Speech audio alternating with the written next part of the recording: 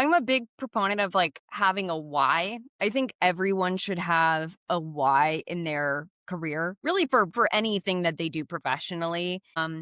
My parents got divorced when I was really young, but my father, he was a Gulf War veteran and he was somebody who was really sick. He had what's known as Gulf War syndrome. He was an airborne division like paratrooper, so he had really big issues with his knees.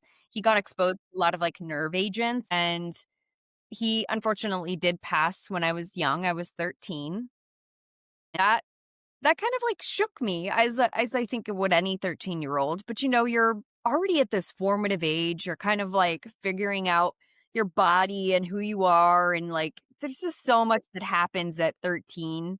I realized how failed my father was. So incredibly failed by the VA. And these handwritten notes, these notes from these doctors, as a result of all of his like medical issues, my father unfortunately did have addiction issues. He was addicted to pain meds.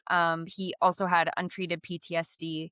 And in these medical records, you can see these notes, patient came in talking about pain, XYZ, obviously addicted, still prescribed X amount of pain pills, completely glossing over the actual treatment, getting him resources. There were times when he came in and I have these handwritten doctor's notes from VA doctors that say, like, patient is obviously suicidal, recommended that he go to therapy and seek treatment, prescribed meds, went out the door. Kind of just no individualized attention, just kind of like seeing him as like a number and not really taking his complaints seriously. Nobody really cared and nobody really saw it as being, oh, you're valid and, things are actually happening to you as a result of happened when you were overseas. But I knew that what I wanted to do with my career was to make sure that I was helping to improve programs and services so that no other, family member or daughter of a young veteran has to FOIA request their, parents' medical records and see such a blatant regard for care. And I'm really, really proud of VA because they've come so far in really getting to the root of those problems and getting providers who really care and getting them the training that they need and really improving these kind of life cycle, wholehearted, connected services, kind of seeing the veteran more holistically than just like a patient. This conversation begins with Katie Spector sharing a story about her father who lived with Gulf War syndrome. The way she spoke about him was tender and honest and powerful and really set the tone for the rest of the conversation. You could hear how his experience shaped her view of resilience and empathy and how to move forward in times of tragedy and sorrow, and of what it means to keep creating even in the face of pain. I learned a lot about Katie in our conversation. She's an actress, an improviser, a cat lover, but more than that, she's a storyteller in its truest form. Her life is an experiment in creativity, embracing the unknown, and staying curious enough to keep imagining what's next. This was one of those conversations that reminded me of how powerful creativity can be when it's rooted in authenticity. Here's my conversation with Katie. Let's get it. Welcome to Life Between Titles. I'm your host, Savan. With me today is Katie Spector. Katie, how are you? Hey, I'm great. How are you, Savan? I'm doing well. I'm a little jet lagged. I got in last night from DC at I think I ended up going to bed at like 1 o'clock Oof. and waking up at 5. Yeah, I hear you there. The time change is the worst. At least for me, I'm West Coast based and, going 3 hours to, behind 3 hours, it does a number on you. That's for sure. Yeah, yeah. And I'm not getting any younger. Aren't we all? Aren't we all? Katie, I believe we met, or I first was introduced to you through a LinkedIn video that I thought was absolutely amazing. The production of it was really, really good. Thank you. What made you want to post something so publicly about your transition? Yeah, It was a super vulnerable post. I have kind of always considered myself to be a storyteller. I think I said that in the video. So for me, right now everybody's kind of going through it one way or another, it feels like. And every time I went to my LinkedIn profile, I just felt like I was seeing like text post after text post about like open to work, open to work.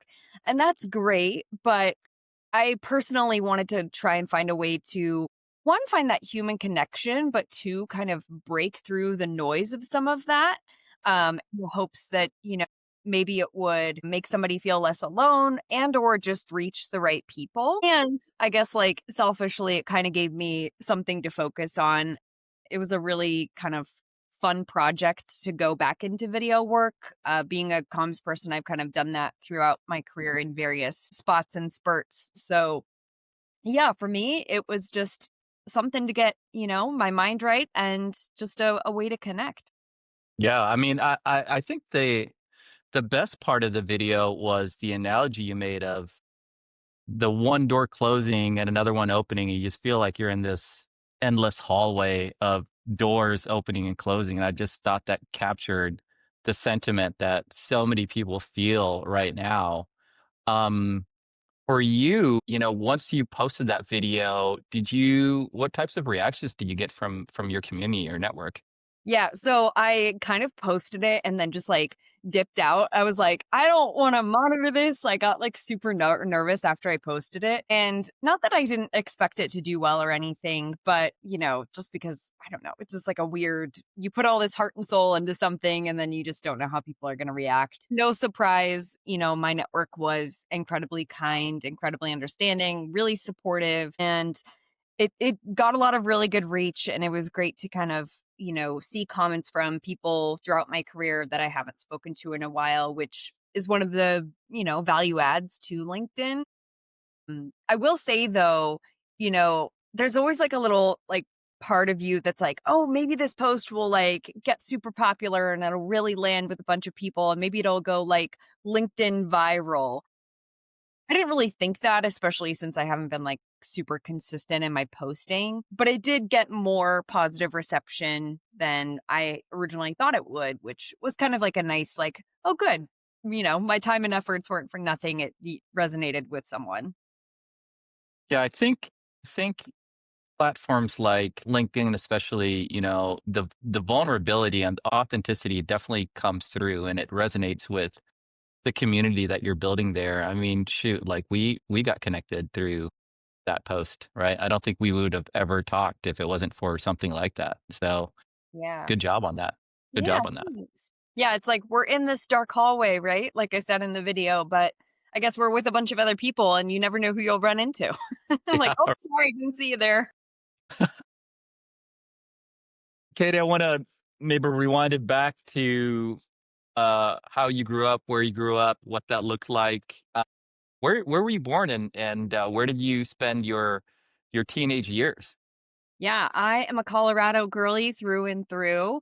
I was born and raised in Denver, and then I also spent some time on the Western Slope, which is closer to Utah. Colorado was just, I love Colorado. Such a wonderful place to grow up, being in the mountains and the fresh air and just the sunny winters. I lived in the Washington D.C. area for close to a decade, and I couldn't get over how like dark the winters were, because in Colorado, it's so sunny and you just like I didn't know seasonal depression was a thing, but I definitely have it. Yeah. But I loved, growing up in the mountains. Still consider myself to be a mountain girl, so Colorado will always be home. Yeah, the seasonal depression is for sure a real thing. In Washington, where I am, there's like a span of 3 months where everybody from California moves here, and they think it's like the most beautiful place. And then the rest of the time, it's gray, it gets dark really early, it's rainy, and they're like, "What mistake have I just made here?" Yep, yep. I'm in, Scottsdale, Arizona now, and Ooh, we'll say it's beautiful, 70% of the year. It's very hot the other percentage, but when we do get our rare kinda cloudy, rainy day, I love it because it's so infrequent here. And so when it rains, I just want to snuggle up on my couch with a book and like listen to the rain. Yeah. So Yeah, it's, that's beautiful. it's amazing how much of an impact the weather has on just our well being and our moods.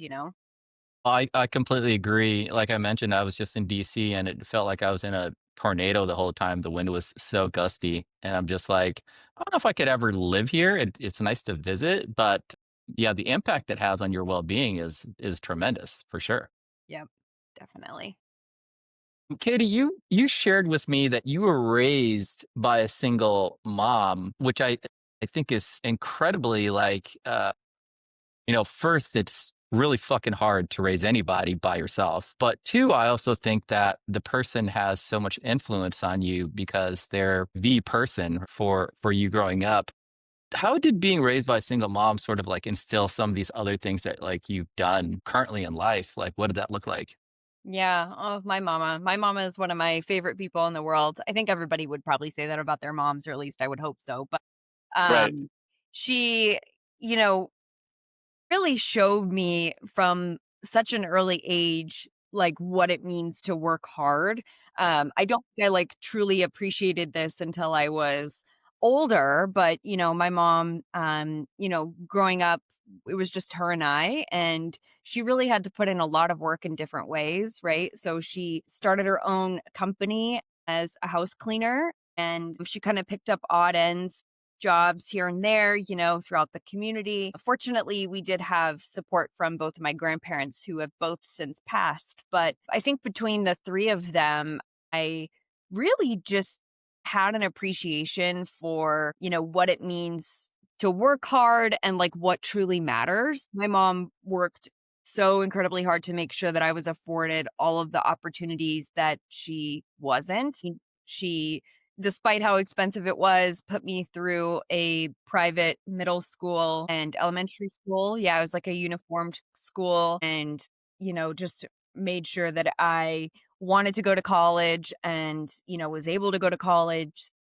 I think overall, my mom is just such a good example of, um how far we're willing to go for the people that we love and how much, sacrifice we're willing to put up with for ourselves if it means that somebody that we love will, benefit to some capacity.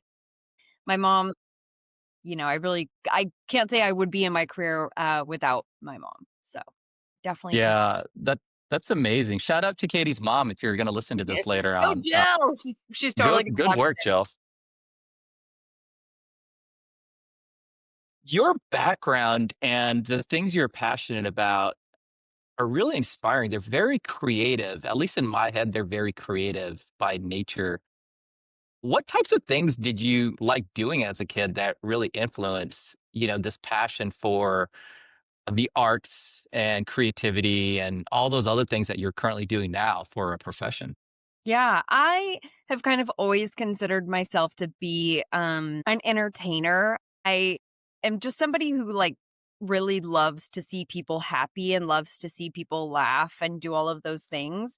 So from a young age, I would kind of just like take on the role of, I don't want to say being an entertainer, but like I would just like I like to sit with the adults when I was like a young child and have conversations with them and tell them Yes. stories.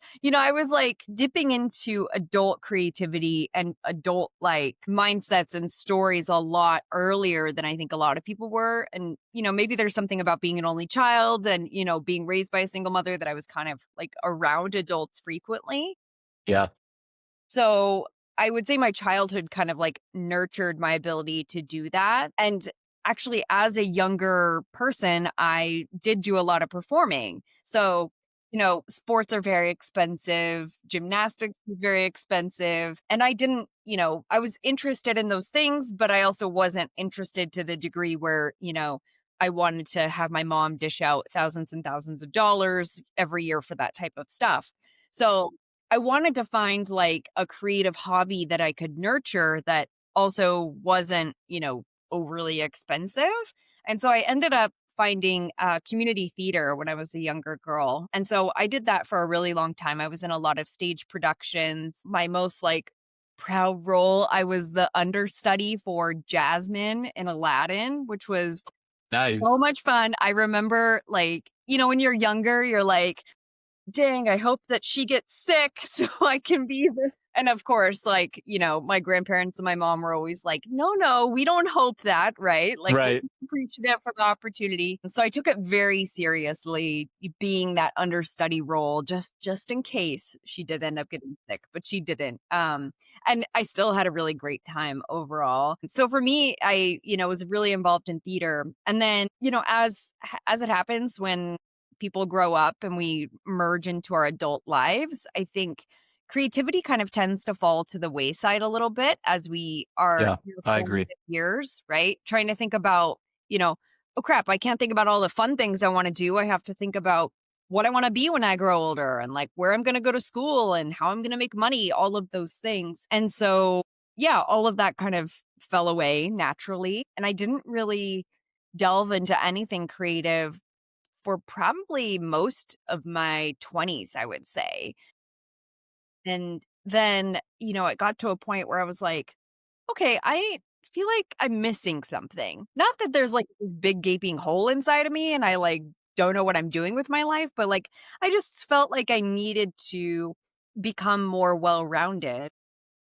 um, I ended up, uh, you know, there's a really great book that actually made me think of this. It's called, I have it on my bookshelf over here. It's called The Defining Decade. And it talks about why your 20s matter and why they're so formative. And I read that book, midway through my 20s, and it kind of like sparked the notion of like, okay, the 20s are really where we like start to form who we are, but the 30s is really where we begin to, like, execute that and feel like we're, like, more of who we actually are, less of, like, trying to figure it out, but more like, "This is solid, this is who I am." Uh, and so, yeah, like, as, I rounded out, 28, 29, 30, I found myself back in theater. So my interests are very varied. And I feel like once you're in a community, it's easy for things to kind of like domino and one thing leads to another, one connection leads to another. Case in point, conversation. But yeah, it started with improv. So I'm an improviser and I took a lot of really great classes and got really connected in that community, which kind of trickled into stage acting. So I'm a house actress for Buckaroo Lodge, which is a comedy sketch show. And then I'm also an actor for the American Immersion Theater, which is murder mystery dinners. So, it's really awesome to dip into other decades and, lead people through murder mystery events. Yeah, I've never been to one, and I know that when we spoke on the phone, I was telling you about the first one we went to. It was amazing. I had a great time. I didn't even know they existed, the Yeah. combination of those 2 things, and, They, they it took really so much blew up. work. Yeah. It does take a lot of work. We have like 12 different types of shows. My favorite one is a 1920s speakeasy during Prohibition. It's called Death of a Gangster. And it is just so much fun to enter into a different decade and like put on this persona for other people's entertainment. And it's so fun to watch adults, even children, like our show ranges all the ages. But it's so fun to watch these adults who maybe never really tapped into their creative side get really into it and get really into the decade. Um, you just like, it's what I love about performing is just like seeing people's face light up a little bit, right?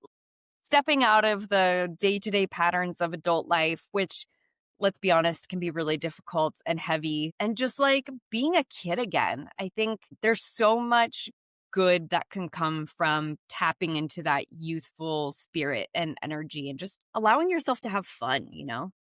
Yeah, I agree. I agree. The book that you read, I've never read that book. I actually want to put it into my Goodreads list, but it's interesting to me because as I'm thinking about you telling the story, I think I tend to agree with the premise that the 20s are such a formative year for people. Do you regret any of the decisions you made as a starting off professional, adult in your 20s that in hindsight now you're like, man, I wish I maybe did more creative things or Mm. things along my passion versus things that were just getting me to that next title or that next position?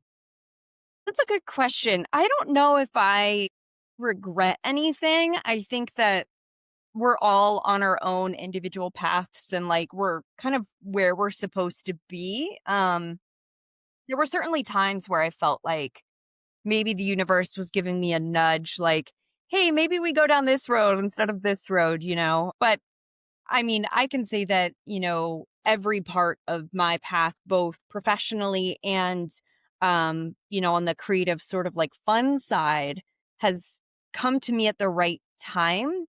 Um, the book, The Defining Decade, it there's a concept that I think a lot of people tend to abide by it, and it's that your early 20s are like a time for play.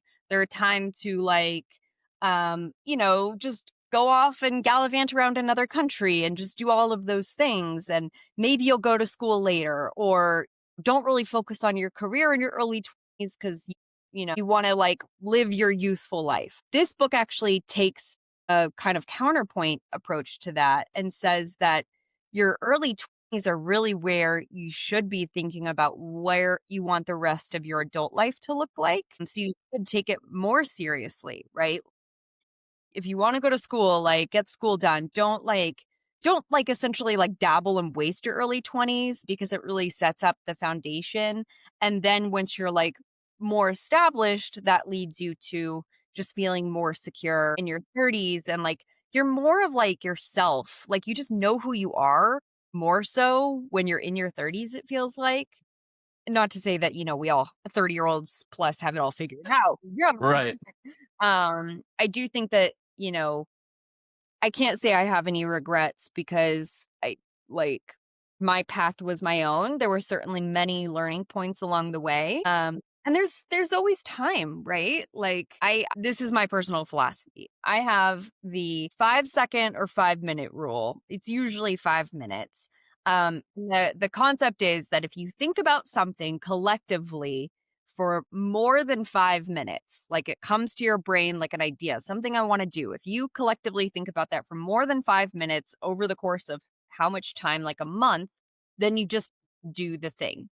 Um, and I think what people lack is not the ideas or like the creative input or sides to them. Like everybody has things that they secretly want to do, right? They lack the action and the just like the go mentality. And that has actually served me really well. If you think about something collectively for more than 5 minutes, it's probably something you are being drawn to or really want to do. And just say yes. Like go do the Hmm. thing. If you don't like Yeah. it, fine, but at least you tried it. I think that's what people are so afraid of is just like the fear of what could happen or rejection or what if I don't like it. And my counterpoint to that is always like, okay, what if you don't like it? You don't have to do it. You're an adult, right? Just go go try it because what happens if you love it? Right. Exactly. Exactly. I was going to say the same thing. I mean, I think when you're a kid, you're not as worried about a lot of these things that cause anxiety for you as an adult. And one of the common threads or themes that I've been hearing with my conversations throughout these last couple podcasts is sort of the fear of the unknown and the fear of taking those chances. And from your perspective with this rule, how have you sort of gotten over a lot of those barriers to those fears? Because it sounds like you're doing a lot of creative things now that you're truly passionate about versus doing something just to get to that next level. Yeah. I would say one of the things that's really helped me with that is being surrounded by people who have the same mentality and are also tapping into their creative sides. Yeah, that's My super important. Yeah, my husband is a creative entrepreneur. He owns multiple businesses and they all came from his brain, right? He owns a lifestyle apparel brand. He does all the designs for that. Um, he has so many other things that require him to use his brain every day and tap into that creative nature. And he's always looking for like what the next thing is going to be. Like the other day, he just comes into the kitchen and he's like, "I think I want to do relief sculpting," which is like What So is that? random, but I love that for him, and so it's easier to do that for yourself when you are also surrounded by other people who are kind of doing the same thing and fighting that same battle every day. Fear of the unknown, I am an avid reader. I love to read. I'm actually on a goal to read 100 books this year. No audio, Wow. not that I think it's still reading, but I don't do audiobooks, and I'm almost there. I'm at, like, 78 or something, so on track. Nice. I end up reading a lot of, like, fantasy and, like, just dipping into other types of worlds, and usually when you dip into that, like, type of, thing, you have these, like, main characters who are often, like, the hero in their own story, right? Like, they're fighting these, unseen pressers and, like, evil villains and, everything, and, it's interesting to see how writers spin that and how they, like, Right. help their character through that emotional turmoil and, like, whatever sort of challenges they're facing. And so I kind of like to think of myself as, like, the main character in my own story. I mean, we all Yeah. are, right? Yeah. But I try and, like, I don't wanna say gamify, but, like, I try and not take it so seriously, like, there's always going to be something in life that is pressing on you. There's always going to be the next big thing that's scary. Fear is, it could be scary for sure, but I think fear is one of the best motivators. And I've never really been the type of person to just, like, go sulk in the corner and be like, "Oh, life is being mean to me. I don't want to do this anymore?" Right. Right. And if you look at, like, every novel, there wouldn't be a novel and there wouldn't be a story if the main character also did that? Yeah, it would be a boring one for It sure. would be boring. And so I think about that and I'm like, if somebody were to be writing my life right now, right? Yep. Yep. What would they write? What would they write as my mentality? And what would they write as, like, how I chose to overcome whatever it is? And the other beautiful thing about the analogy of, like, picturing your life as a book or a story is that there are multiple chapters, right? And there's nothing Hmm. to say that there's a set amount of chapters. And so I'm kind of viewing this, phase of my life as unfortunate and scary and all the things that it is as just, like, a chapter, and I know what comes after that is, like, the redemption arc or the better part of the story where, like, stuff works out. Right. As an aside, what's been your favorite fantasy book this year? I'm a big fantasy person as well. It just came out. It's called The Ascended. It's by 2 authors, actually. It's by Parker Lennox and Bree Greenwich, I believe. It is just a unique take on Greek mythology, gods and goddesses, powers. It is I just love that. phenomenally written. I've read so many books. No book has quite sucked me in like this one did. I could not be bothered. I was, like, glued to the pages, finished it in a day, like, think about it every day. Like, such a phenomenal piece of work. Okay. I'm gonna add that to my reading list as well. Katie, tell me a little bit about how you fell into, maybe purposely or not purposely or accidentally, into the types of work that you've done recently. How did you get into that? Because I'm always amazed by how people pick the jobs they do because there's such a huge commitment. And it on its surface, it sounds like many of the jobs that you've had are very different than these things that you've just talked about, right? Like performing and fantasy books and all these things. Like how did you piece that together in your head? Yeah. I'm a big proponent of, like, having a why. I think everyone should have a why in their career, really for anything that they do professionally. You should be able to, like, answer the why are you doing that? Like, why does that matter to you? So for me, I mentioned that I was raised by a single mother. Um, my parents got divorced when I was really young, but my father, he was a Gulf War veteran and he was somebody who was really sick. He had what's known as Gulf War syndrome. That's like a recognized thing now, but back in the late 90s, early 2000s, people didn't really know what it was. It kind of got chalked up to various things. But as a result of my father being in the war, he had severe PTSD. He was an airborne division, like, paratrooper, so he had really big issues with his knees. He got exposed to a lot of, like, nerve agents, and so his, body was just really, really messed up. A lot of my childhood is, like, remembering my dad as being really sick and hospitalized, and he unfortunately did pass when I was young. I was 13, and, that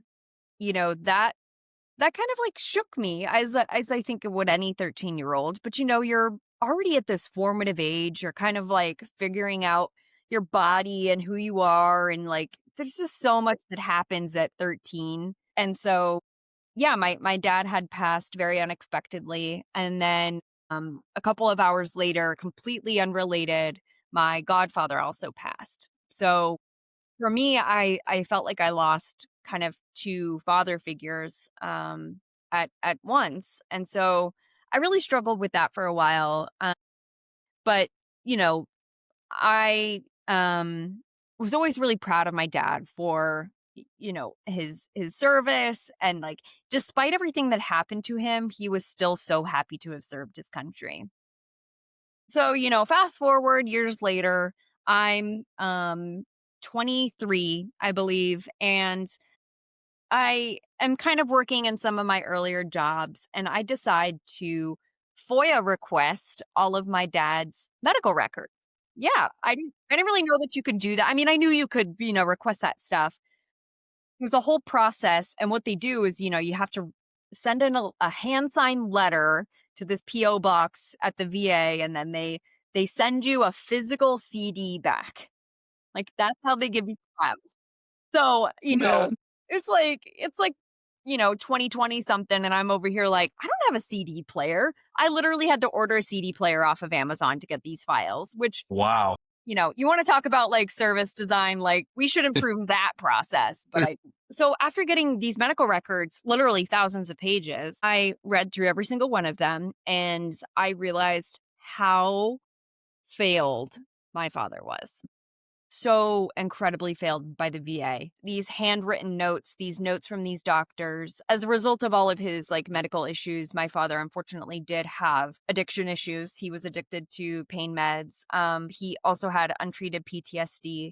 And in these medical records, you can see these notes, patient came in, talking about pain, XYZ, obviously addicted, still prescribed X amount of pain pills. Like completely glossing over the actual treatment, getting him resources. There were times when, he came in and I have these handwritten doctor's notes from VA doctors that say, like, patient is obviously suicidal, recommended that he go to therapy and seek treatment, prescribed meds, went out the door.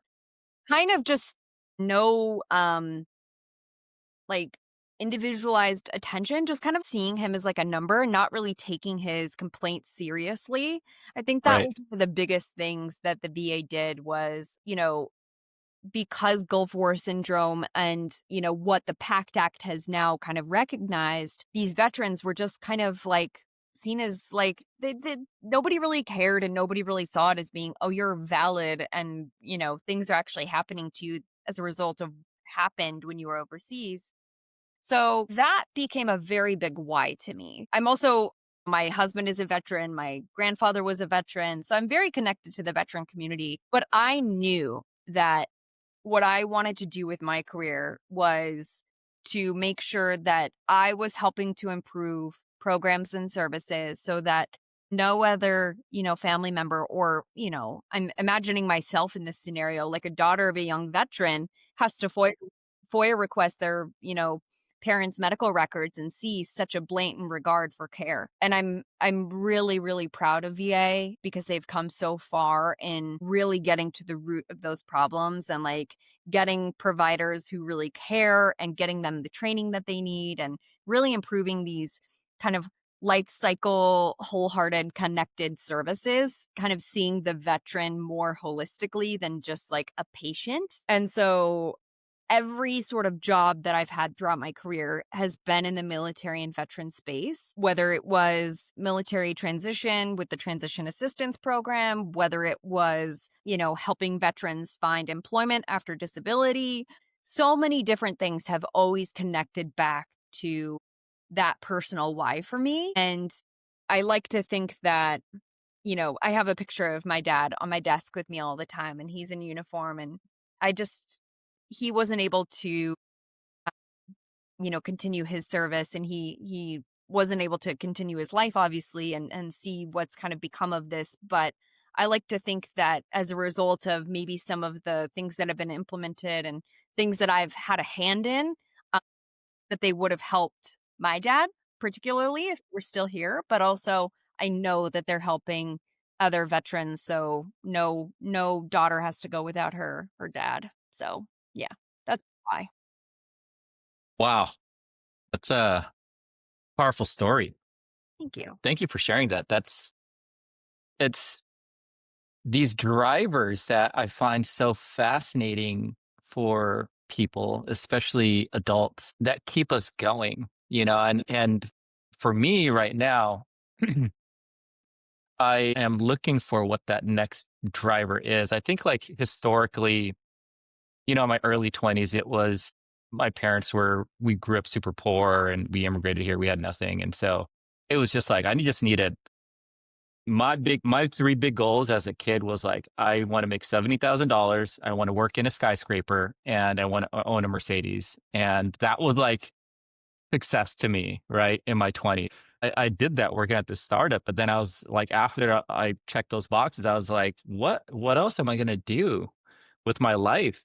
And, all I knew was just working at these tech companies. And then, finally getting to the DoD after a while, I had very different drivers of how I approached not just work, but like what I thought was very important to me in life.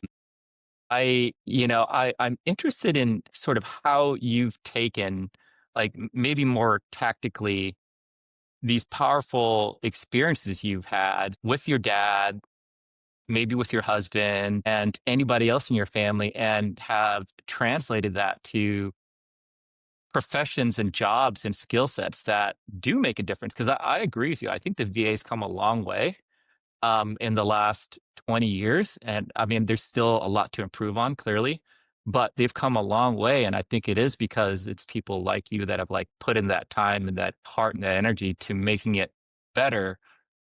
From a tactical perspective, what did you do to say, okay, like I want to make this shit better because I don't want this to happen anymore. And I'm going to come in and be like a bull in China shop and like, let's go and make shit happen. Even though the VA can move super slowly, the DoD can move super slowly. How did you approach that? Yeah, it's a really good question. I think a lot of it started with inner interpersonal interest. Is it introspection? I think that's the word. Whatever. Yeah, whatever.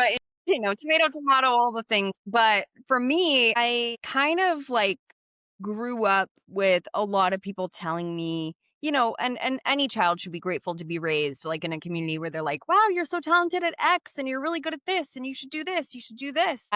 When I was younger, was really fascinated by medical care. I actually thought that I would grow up to be a doctor, but I unfortunately have dyslexia, and I think I kind of talked myself out of it. There's a part of growing up where, if something formative happens and you have an experience of really struggling with something. For me, it was numbers and letters. Like I was really bad at math. Um, I kind of convinced myself somewhere along the road that I couldn't become a doctor because I was bad at math, and it wouldn't be worth trying, and that I would kill someone if I even attempted to become a doctor. As an adult now, I wish I could go back to my younger self and be like, no, don't think that, you can do anything you put your mind to. But I kind of had to think about my skill sets and what I was good at. And all of it kind of led back to communication. That's right in line with the, acting thing. That's right in line with being that entertainer. But I've always loved to just talk and tell stories. Case in point, we're talking now. And so for me, I think that's how I naturally found myself in communications in general. And all of my opportunities that I've had professionally, I would say probably came from me forging my own paths or like finding mentors or like people that I admired and like learning from them. And that's how I found myself in one of my very first careers, which was as a public information officer. Um, it was for a law enforcement agency. I interned with a public information officer at a sheriff's office in Colorado. Her name is Heather. In a wild, like, twist of events, we both went on our own career paths. She left that role. She's actually back as that same PIO at that same agency after a Wow. decade. So, um, and we've stayed friends. She's a lifelong mentor. Her name is Heather, and she's so incredibly talented. But she was somebody who saw something in me, and I think that's what every like young person needs. They need a mentor, Yes. somebody who can coach them and like just like encourage them and point them in the right direction, and like when they feel like they're lost, because let's be honest, most of us do when we're early on in our career, or even like mid-career when we're having, moments like these, like, we had a mentor, somebody who could like tell me what I'm supposed to do now. Right. And so as a result of that, I kind of just like fell in love with it, and it stayed, and the opportunities just kind of flowed naturally from there. I had a moment of like proving to myself that I was meant to be in communication and public service to some capacity, right after I moved to Washington, D.C. So I moved Mhm. fresh out of college, literally had a job interview. Mind you, I was still in Colorado at the time. So I was applying for jobs in the Washington, D.C. area across the country, young, green, just applying to whatever, right? Like, just get me out there and I'll figure out the rest later. So I interviewed for this real estate company early on, like 2 or 3 days before my college graduation. The morning of my college graduation, I get a call from them and they offered me the job. So I felt like I was on top of the world, like Right. fresh out of college, brand new degree, like just Yeah. moving to DC, felt like I was like just such a big fish. Yeah. You made it. I made it, right? And then I get to DC. I realize that I am not a big fish. I am a very, very small fish in a very big pond, and quickly learned that that role in that field was just not for me. And so many things going on. And I just, I was homesick. I was confused. I didn't have any friends. I was in a job that I just like, for whatever reason, just could not seem to do well in. And, reflecting on that, that wasn't a lack of like skill or talent on my part. It was just like that lack of passion, like when you're not passionate about something or you feel like it's important, you just don't show up as your Yeah. best self every day. Agreed. And, I realized that. And so, quickly transitioned out of that job and into another job that kind of really started my military and veteran career, which was really awesome. And all of it kind of happened naturally through contacts and people. And that hidden job market is so important, and you hear people talk about it, but I don't think people realize like how frequently it's really used. It's I would say it's probably the biggest and strongest way to get any job you want, any opportunity. It's definitely not LinkedIn and applying for it online. Definitely Yeah. not. Yeah, and so I would say honestly, pretty much every job that I've ever had has come through connection or that hidden job market. And I think that's what makes like this period so scary, is that my network is kind of in shambles at the moment. Like literally everyone Yeah, I know is going through something similar. agreed. Me And too. It's it's scary. It's literally like nothing I've ever faced, and, going back to that fear as a motivator, what are they gonna write in your story type of thing, um, I kinda feel like it's it's challenging, but, something will come out of it, right? Like your network it can forever grow. So that's what I'm trying to keep in mind, right? Like you never know who you're going to meet and you just kind of have to keep showing up and putting yourself out there. And I even feel like as an adult, well established in my career, that sometimes I need a mentor. And it is You're never too old for a mentor. You're you're never never too too old old. for a mentor. Yeah. Or to like even sometimes be that mentor. I find that like sometimes, going back to that I'm a helper by nature, but like sometimes going and just helping somebody else also can fill your cup a little bit. But it's weird. I guess not weird, but like beautiful, like how much we rely on other people. And even in our professional careers, like how much can come from connection. Yeah, I agree. I was having a conversation with a new friend yesterday, and one of the things we were talking about was, just not being a dick at work, right? Because you never know. You never know. Like maybe you're the big shot there now, but at some point in the future, you're going to be needing help in some capacity. So just be a good person. Be a And good it's hard. It's Yeah. hard. It's so hard when ego's at play and there's all these things and you feel like you're the man and you're the boss and whatever. But it's such a your network is not as big as you think. And the degrees of separation between you and whatever else you want to do next is very, very close. And it just makes it a lot harder if you are a jerk. So there's your PSA for today. Yep.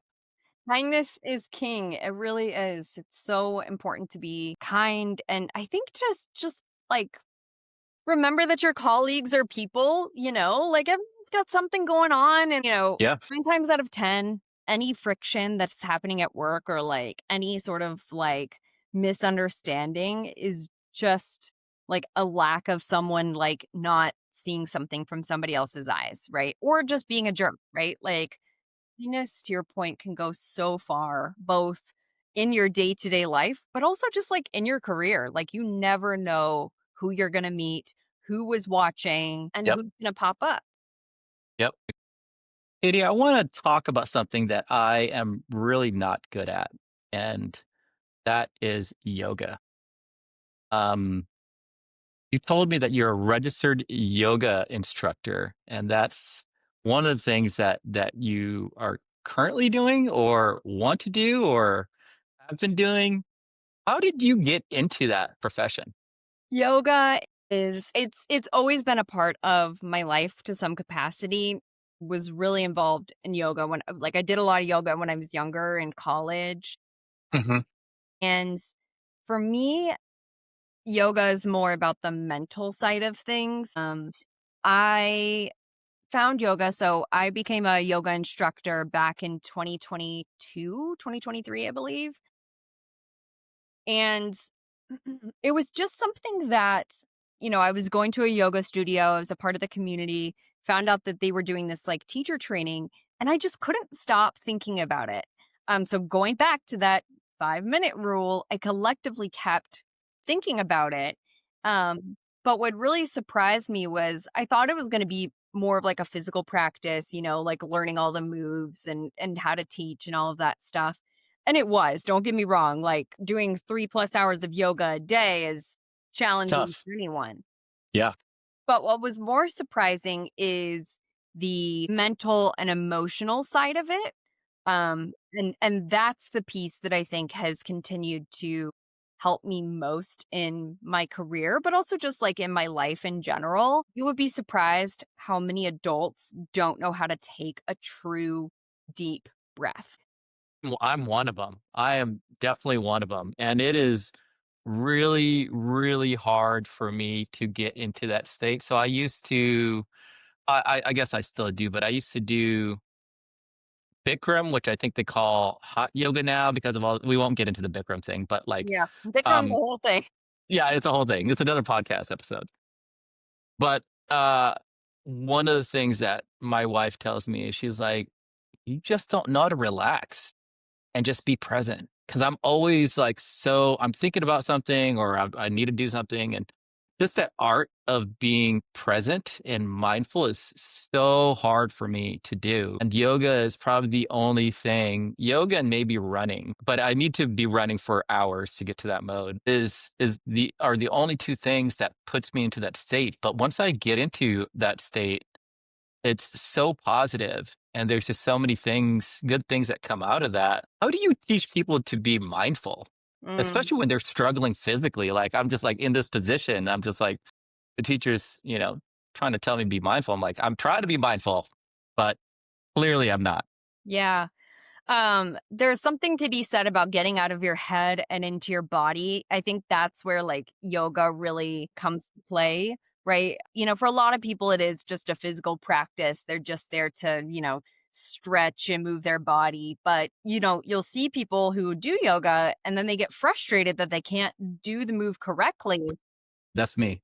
Right. Yep. So if you sit with that thought for a minute, right? Like there's something to be said about like your own psychology and how you react to something new or not being able to do something perfectly or doing something that physically hurts. So yoga to me is really just like comprehensive practice that can teach us so much about ourselves and so much about patience and letting things go. And there's a concept in yoga and it's called the yamas and niyamas, and it's essentially all of the things that we need to have in our lives to keep us in balance, right? And it's something that I think, we could go deep into the like religious side of yoga because yoga really is a spiritual practice. I won't do that, but there is something to be said about as professionals, learning to sit in the moment, learning to Mhm. empathize and um learning like when to let things go and how to,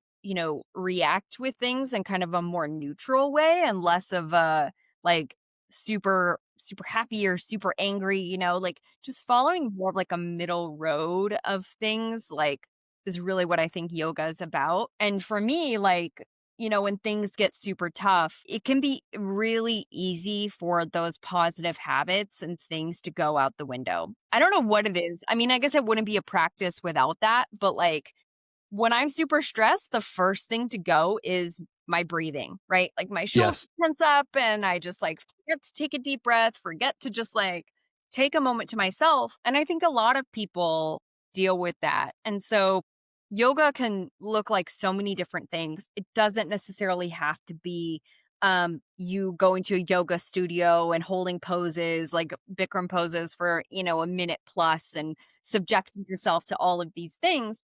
Yoga can be a mindfulness practice where it's just, taking 5 minutes even in the morning to just meditate, to just sit there in the silence. Um, taking a couple of minutes in the middle of your workday to just like take a few deep breaths and like really focus on what that feels like. And that's what I love about it. Like there's no right or wrong way to do yoga. And where what I personally love about yoga is where the military and veteran community and yoga meet. Oh, ooh, what is that like? There's yoga like project. It's called the Veterans Yoga Project, I believe is the name of it. Okay. Yeah. Snazzy, clear name. Yep, Veterans Yoga Project. And the concept is that it, helps veterans who are really struggling with PTSD, who are maybe struggling with other things to like process that both in a physical way but also in, an emotional mindfulness way. One of the best like things I've seen as a teacher, we tend to store a lot of emotion in our hips. It's just like a In word. our hips? Yeah, in our hips. Interesting. Okay. Um, so in our hips, it's like it's, just like a chakra or it's like an area where your body just like holds memory and emotion. So you'll see a lot of people who will get into hip opener poses like pigeon pose, which is you probably done it, it's like where you're Yes. kind of like Yeah. leaning forward on your hip and it could be a bit painful, right? Especially if you have a lot of tension. I've seen like full grown men, very, like the stereotypical, like, big burly guy, just like start weeping in that pose. Yeah. Yes. And they're Yes. literally like, why am I crying right now? And it's because it just like emotion just like floods up and like gets released. And it's beautiful to watch people like process that in real time. And I think, we're all emotional beings. We all have these like, I don't know if you saw the movie Inside Out.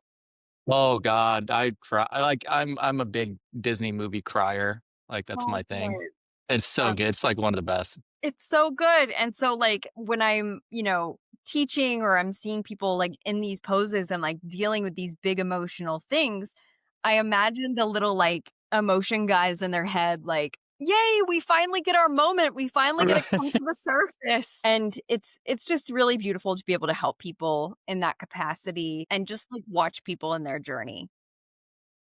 Yeah, and it's such a powerful thing to be able to communicate that in different ways, whether we're talking about it or you're gonna practice something or you're physically, like, in that mode, and I know for sure I need to do more of that, and, I think stereotypically, I'll just blanket out a statement here, but I think men have a harder time at releasing some of these things. Maybe we just aren't as good about being attuned into some of these practices, or maybe we just don't want to. But I know for sure for me, these conversations are one of the outlets that I found to be very helpful. And it helps me sort of like one, stay grounded and, the guy's not falling and, shit's just like not blowing up all over the place. But two, it also gives you an appreciation for other ways that people can actually cope with traumatic events or scary situations. And I think like yoga is definitely one of them. Like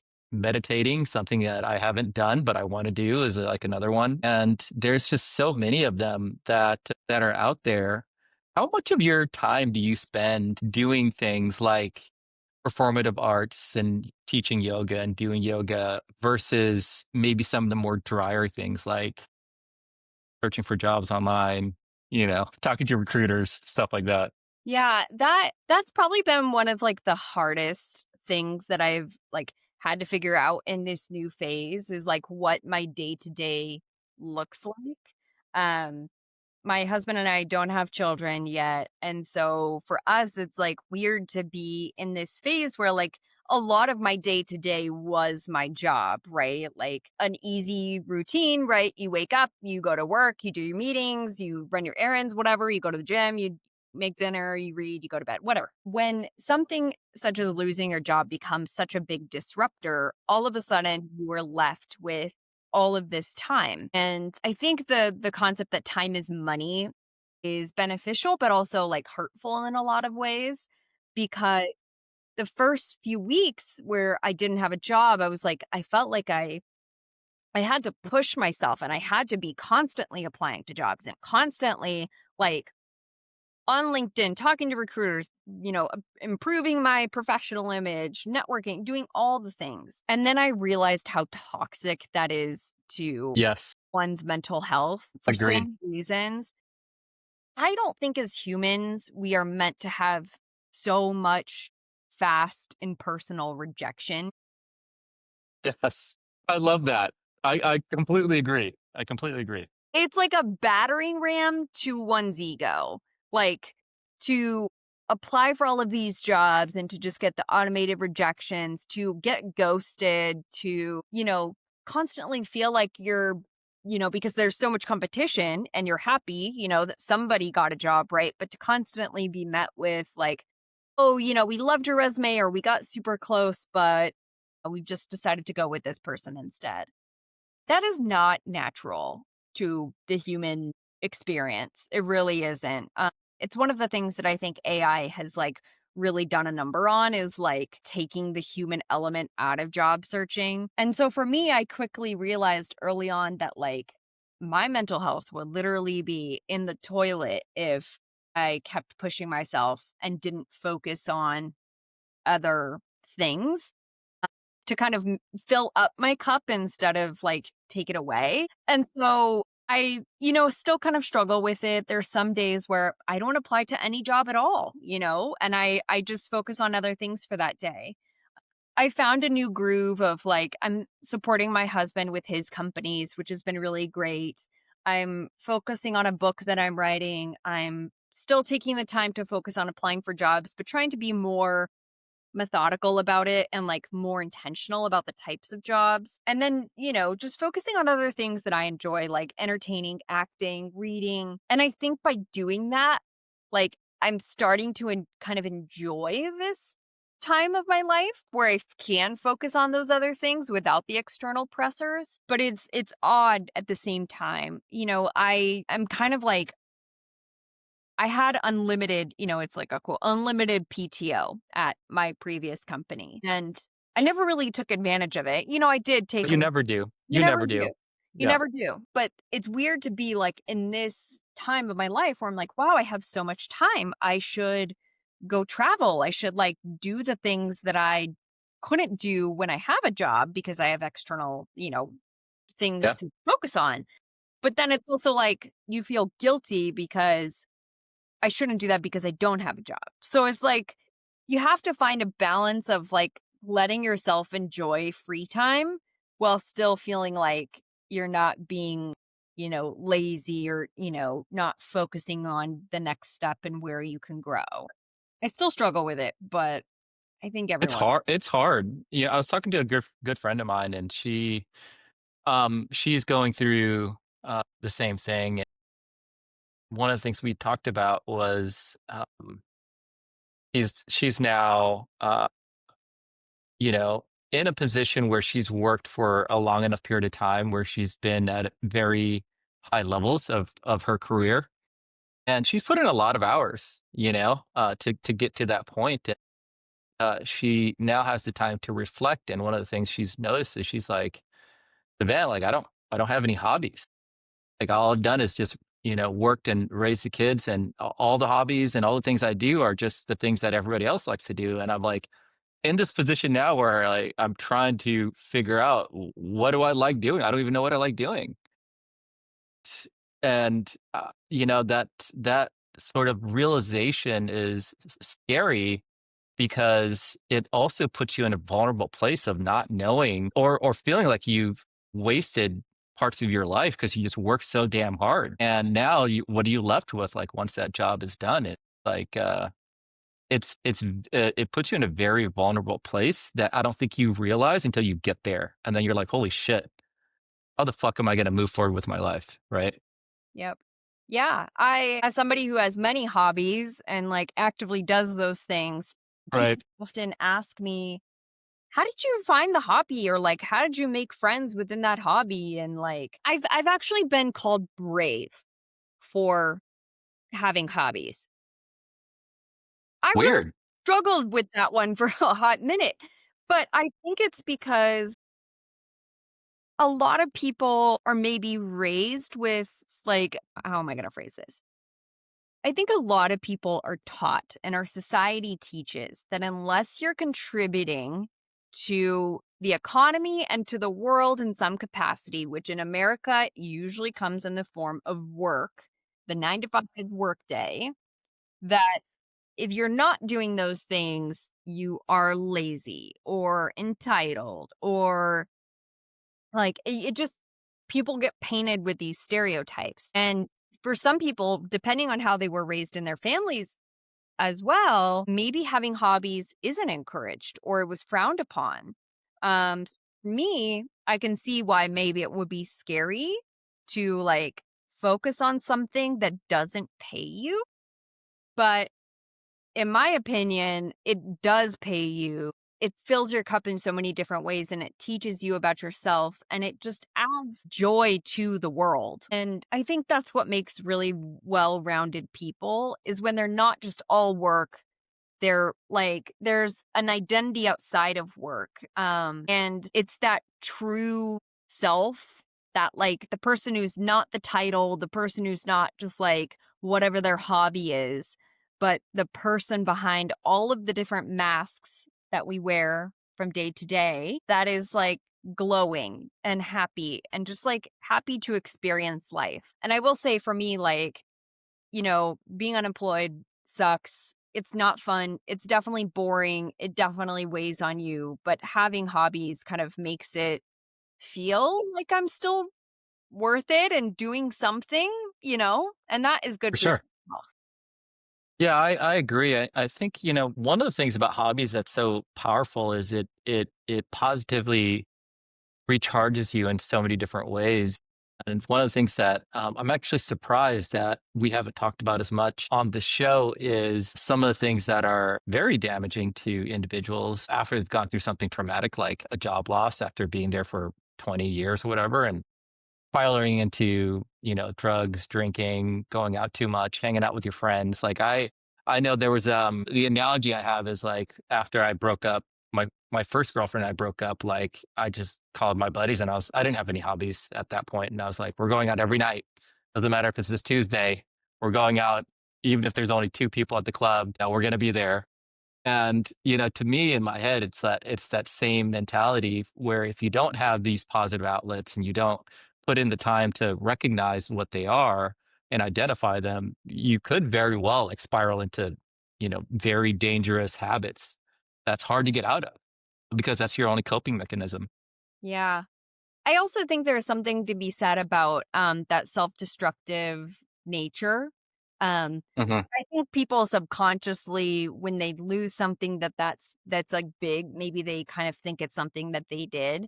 Like, I think this would maybe be more in the case of people who, like, got fired for performance issues or something, like, something that they had a direct hand in, not just, like, what's happening in the world right now. Like, this subtle, like, I need to punish myself, so therefore, like, I'm going to do all of those, like, things that do harm to your body as a way to numb it. I think that's part of it. I think that we live in a society that is full of distractors and things that Yes. make us Yes. numb and make us feel good for a very short period of time. And, what's weird about, like, now is that I feel like there's so many different things coming out. Before, like, it was just, like, alcohol and maybe, like, weed or something, like, the standard things, and now I feel like you have so many different ways to, Yeah. You're right. they have all these, like, gummies, and they have all of Yeah. fancy, Yeah. and it's like, it's kinda There's a crazy. lot. There is a lot, and so I feel like you have to relearn how to say no, but also, like, find an outlet to have fun, which back to hobbies is like, maybe my 5-second rule should be amended or 5-minute rule should be amended to like, if you think about something for more than 5 minutes, not hard drugs included, The caveat. don't do it. I love it. I love it. Um, Katie, I want to talk about something that we both love, and that is cats. Speaking of Yeah. things that are positive, cat. I was never a cat person growing up. And I'll get to my point here, but just as an aside, I was never a cat person. I had dogs growing up, and I became a cat person was my wife. We were dating at the time. She said, and we lived together. She said, "Hey, like, do you want to do a cat trial?" I said, "What is a cat trial?" She said, "Well, our mutual friends have two cats. They're tuxedo cats. They don't like each other, and so they're wondering if we want to adopt one." And I said, "Sure." You just can't say no, right? And so in the back of my head, I'm thinking, "There's no way in hell we're going to take this cat for a week and then give it back. Like that's not happening." And so we adopted the cat, and I was allergic at the time, but the cat ended up being the cat loved my wife. Rest in peace to Ringling, but he loved my wife. He was not a very cuddly cat. Like he would bite your feet if it was sticking out of the blanket. It's like one of those like attack you in the middle of the night. And so growing up, I was always just skeptical of cats, but now we have even more cats now. At one point in my house, we had like four cats running around here. But the point I'm trying to make here is there's these things that are in your life that bring you joy from out of nowhere. And I feel like cats was one of those things, right? And for you, this fostering of cats, how the heck did you get there? And what are you doing with it now? Yeah, I think if you've learned anything about me at this point, it's probably that I have like my hand in a million different things. Yes, yes. Not I'm even starting to get that. like the rest of my volunteering. I've always been somebody who's like, I just like to be a part of my community and serve it to some degree. I grew up with cats. I've loved cats since I was like a little girl. I've had cats growing up. And this kind of goes back to what I said about I wanted to be a doctor. I've always been kind of like fascinated by medical stuff. And I think they just kind of like converged with fostering. I started fostering when I was living in Washington, D.C. at the time. And I got hooked up with the Humane Rescue Alliance, shout out HRA. And from there, I just like got these tiny, tiny little kittens. Little newborn kittens can be like this big. They weigh like super, super small, like grams, 200 grams. Right. Right. And over time, I just really enjoyed the process of like husbandry to little animals. And I started getting really good at it. And I actually had the opportunity to learn from multiple vets, like how to do certain medical procedures. So I kind of like specialized myself within the neonatal kitten population on certain things because they're so vulnerable, like how to tube feed. So, what happens when a little kitten isn't eating properly, how to give subcutaneous fluids, how to do certain, other medical procedures and, treatments and things. And so I just really enjoyed that process. And I somehow just kept volunteering myself to like take in more kittens over time. So, like, the process is you take in a little kitten, raise it until it's about 8 to 12 weeks, and then it gets adopted out. And so it was a very like rewarding process of like saving the little life, watching them blossom, and then watching them go on to their forever home. So I did that for, many, many years. And I actually have two cats. So my first cat is Ludlow.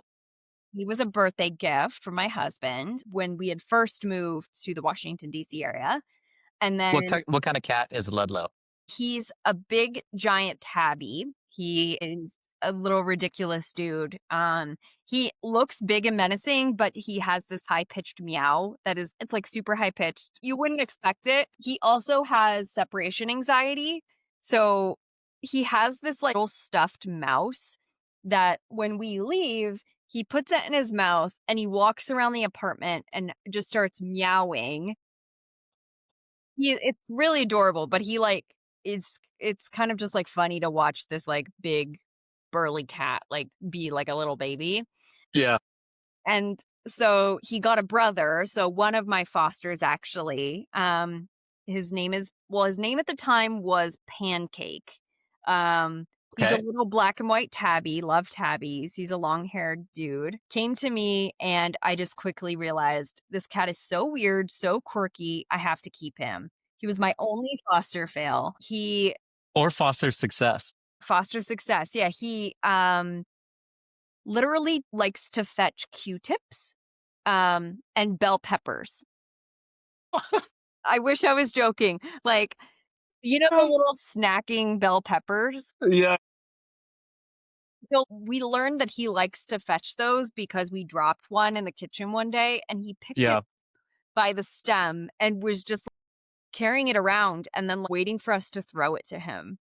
God, that is So, so funny. if you come over to my house, there's a good chance you'll just see Q-tips on the floor. I always have to tell people it's for the cat, it's not for Yeah. us, we're not weird, or, like, bell peppers and other random things.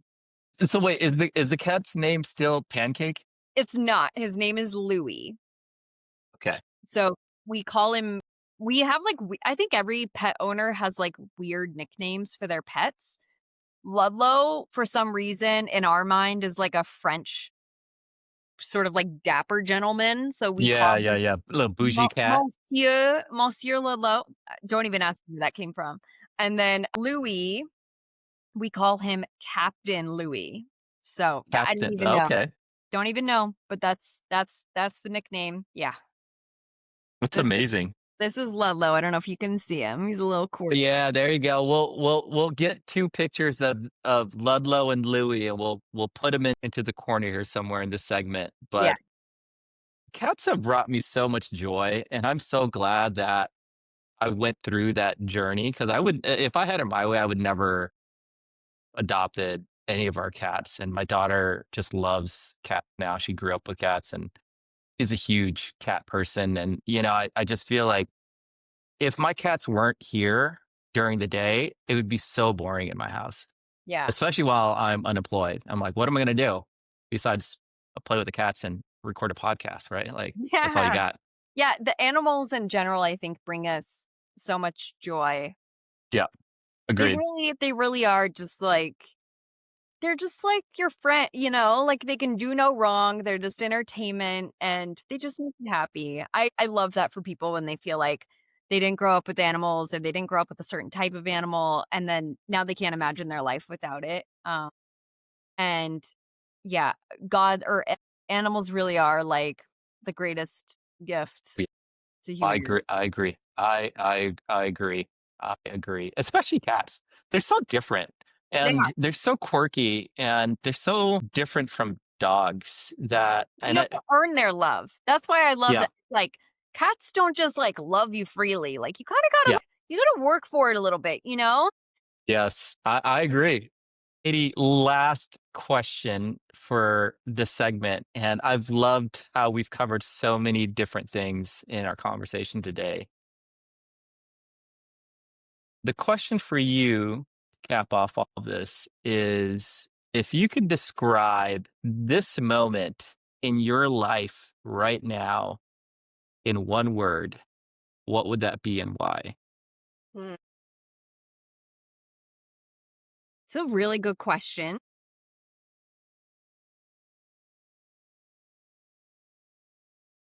One word is so hard. It is. It is. I think I would say diverse.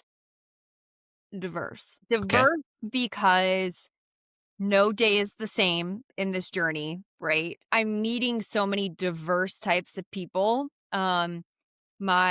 My mind is full of so many diverse thoughts in terms of, like, what this experience is like.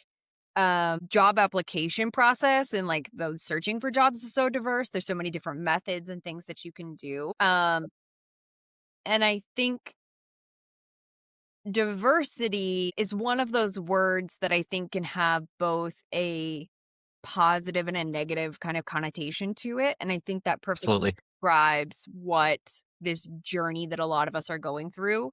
No one person's career journey or unemployment journey or, searching for the next step is the same as another person's, and so for me, I think we're all on this diverse journey of figuring out what comes next, figuring out who we are and how we wanna add value to the world.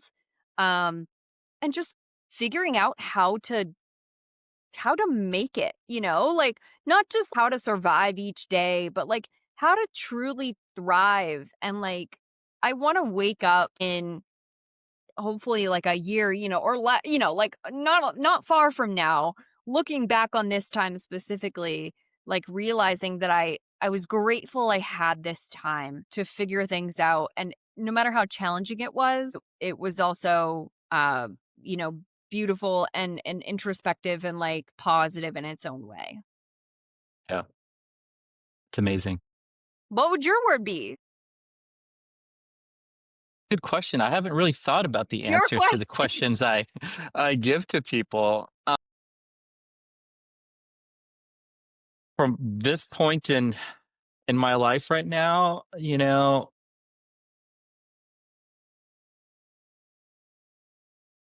probably say challenging more so than anything. And challenging is not a bad thing.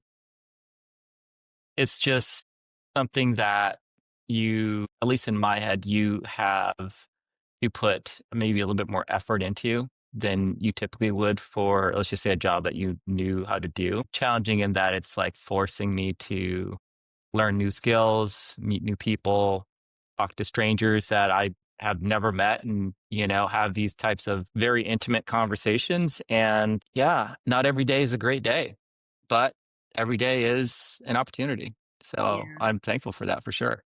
Absolutely. There's a really good quote that I love. Hopefully, I don't butcher this. I'm pretty sure the quote is, "If it doesn't challenge you, it doesn't Mhm. change you." And I think Mm, um, the final thing I will say. So I'm a change management practitioner, and mhm. one of the top things that they teach you is that change is scary, and people naturally are resistant and hesitant to change because we are creatures of habit and creatures of comfort. And when all of that gets stripped and you are left with nothing but change at every direction you turn, you don't have like that sort of comfort blanket that you can apply of a normalcy, right? When something big is happening in your life, but you still have a job that you're used to, you can be like, okay, I still got my job. I'm good. When, you're going through a big career change, but you've still got like a good family unit, you can still be like, okay, I have my family to support me. But for a lot of people, like a lot of that is up in the air right now. And I said this like going back to the video that I made at the beginning. You know, change is scary. Change is not normal to us, but change is natural and change is really just a part of the human experience. And the more you can lean into the change and the growth that will come of it, the better. I'm envisioning us all as little caterpillars or something. We're all just going to blossom into beautiful butterflies, migrate somewhere else much better than. I love it. I love ending the conversation on a note that will be butterflies one day. Hopefully that day soon for me. Yes. But Katie, I appreciate you coming onto the show. I wish you the best of luck with everything you've got. Thank you so much. I really appreciate you taking the time. It was a lot of fun chatting with you. And for the people who Of are course. listening to this, hopefully, I don't know, hopefully some of it resonates with you. And just remember the 5-minute rule. My biggest takeaway, I want anyone to walk away with this is like, go do something, go have a hobby. Don't be afraid of it. Just, Yeah. have 5-minute fun. rule, but no hard drugs with that. 5 minutes, just not hard drugs. All right, Katie. I'll talk to you later. Thanks Appreciate so it. much. Bye. All right. See ya.